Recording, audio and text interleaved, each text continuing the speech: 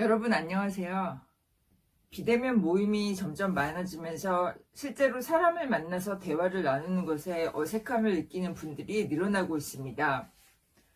그러나 관계에서 대화는 매우 중요한 역할을 하는데요. 함께 나누어서 좋을 주제와 피해야 할 주제를 아는 것은 대화 스킬에서 꼭 염두에 두어야 할 사항 중에 하나입니다. 그래서 오늘은 듣고 싶은 한마디 따뜻한 말 책을 통해 어디서나 통하는 대화 주제와 피해야 할 대화 주제에 대해서 알아보겠습니다.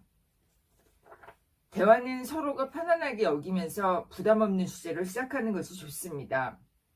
서로 아직 친한 사이가 아니거나 공감하는 내용이 거의 없는 사람들이 만나는 경우라면 서로 편안하고 부담이 없으면서 공감대를 쉽게 형성할 수 있는 주제를 선택하면 좋습니다. 누구나 일상적으로 접하는 주제가 바로 날씨입니다. 오늘 날씨가 참 좋네요. 오는 길이 참 즐거웠습니다. 오늘 눈이 많이 내리네요. 오는 길은 편안하셨는지요? 등 날씨를 주제로 이야기를 시작하면 쉽게 대화가 이어질 수 있습니다. 만약 상대방이 여행에 관심이 많다면 오늘은 날씨가 정말 좋네요. 이런 날에는 문득 여행을 떠나고 싶은 마음이 들어요 라고 말하면 자연스럽게 상대방과 여행이라는 주제로 대화를 이어나갈 수 있을 것입니다. 사람은 자신으로 하여금 말할 주제를 이끌어내 주는 사람을 만나면 자신을 더 많이 드러낼 수 있어 그 상대에 대해 긍정적인 감정을 품게 됩니다. 그것을 계기로 자연스럽게 마음의 문이 열리고 좀 더 친밀한 관계로 나아갈 수 있습니다. 취미나 여행과 같은 주제도 쉽게 대화를 틀 수 있는 좋은 주제입니다. 하지만 주의해야 할 것이 있습니다. 아무리 가벼운 주제라고 하더라도 자칫 상대에게 신뢰가 되는 경우도 있기 때문입니다. 예를 들어 골프를 좋아해서 골프 이야기를 하면 술술 이야기를 풀 수 있다고 가정해보죠. 그런데 사실 골프는 대중적이라고 하기에는 돈이 많이 드는 스포츠이기에 부담이나 거부감을 갖고 있는 사람들도 있습니다. 그런 사람에게 골프에 대해 계속 이야기를 하면 오히려 안 좋은 이미지를 줄 수도 있습니다. 또 경제적인 부담으로 인해서 해외여행을 가지 못하는 사람도 있습니다. 그런 사람 앞에서 해외여행 이야기를 꺼내면 오히려 거리감을 줄 수도 있습니다. 이런 경우 상대방을 배려한 대화 주제라고 할 수 없습니다. 그래서 가벼운 주제로 이야기를 시작하더라도 상대를 파악해 그에 맞는 주제로 이야기를 시작하는 것이 대화의 기술입니다. 또한 책, 영화, 음식, 꿈에 대한 것도 좋은 대화 주제가 될 수 있습니다. 상대방에 대해서 잘 알고 있다고 해도 피하거나 모른 척해야 하는 주제가 있습니다. 바로 신체에 대한 주제입니다. 장애가 있어 휠체어를 타고 있는 상대방에게 어쩌다가 그렇게 되신 건가요? 사고를 당하셨어요? 많이 힘드시죠? 라고 이야기를 시작하면 이는 큰 신뢰가 됩니다.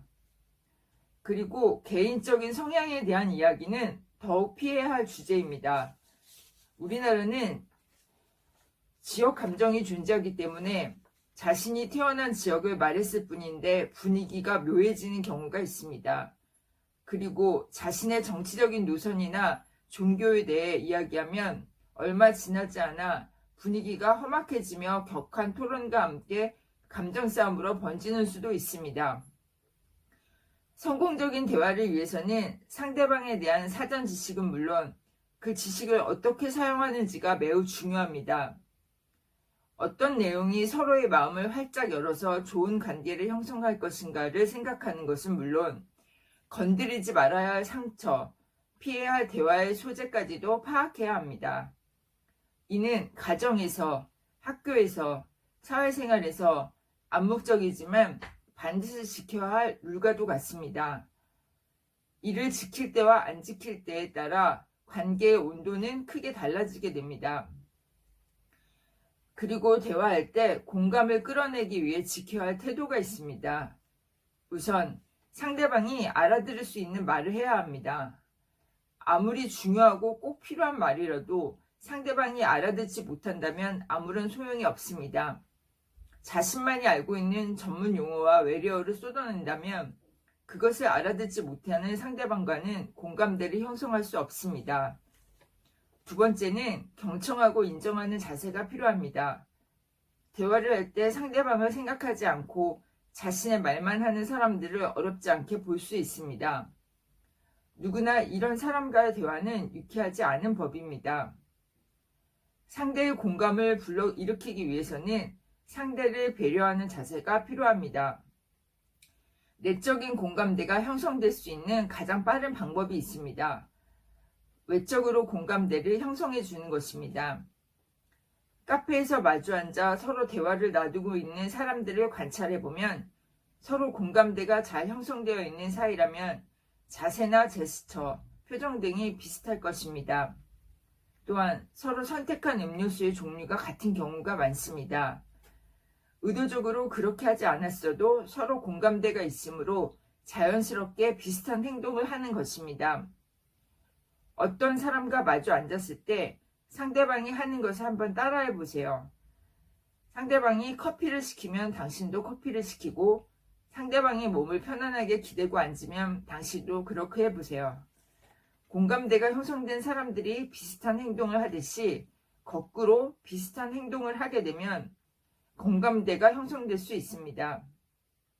이는 상대방과의 관계의 끈을 의도적으로 만드는 가장 쉬운 방법입니다. 이러한 방법을 커뮤니케이션에서 페이싱 테크닉이라고 합니다. 서로 간의 페이스를 맞추고 조절하는 것을 페이싱이라고 하며 심리학에서는 거울 효과라고 합니다. 공감대가 형성된 좋은 관계를 갖고 있는 사람들은 비슷한 행동을 하게 되며 마치 거울을 보고 있는 것처럼 같은 행동을 한다고 해서 붙여진 이름입니다. 대화를 하기 위해서 상대방과 마주 앉았을 때 상대방이 거울이라고 생각하고 그 사람의 행동과 말, 분위기를 따라해 보세요. 상대방이 의식하지 않는 범위 내에서 따라한다면 두 사람 사이에 공감대가 빠르게 형성될 수 있습니다. 공감은 관계에서 상대방과 나의 마음을 연결해 더 나은 관계를 만들 수 있는 좋은 끈이 되어줍니다.